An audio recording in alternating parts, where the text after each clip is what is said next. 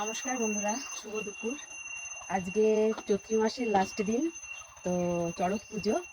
তো চড়ক পুজোতে আজকে আমাদের মধ্যে পাঁচন খাওয়ার রীতি আছে।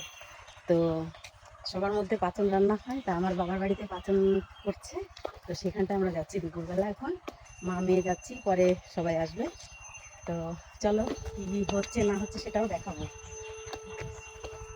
আর আজকে এই শাড়িটা আমি প্রথম পরেছি, নীল পুজো উপলক্ষে এনেছিলাম। তো কালকে আর পরা হয়নি, পুজোর শাড়ি পরেই পুজো দিয়েছি। তো আজকে এই শাড়িটা পরে কেমন লাগছে তোমরা জানাও।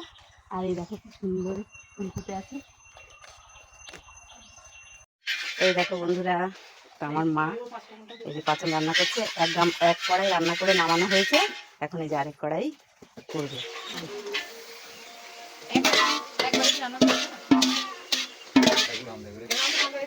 এগুলো সবগুলো নিয়ে যাবে।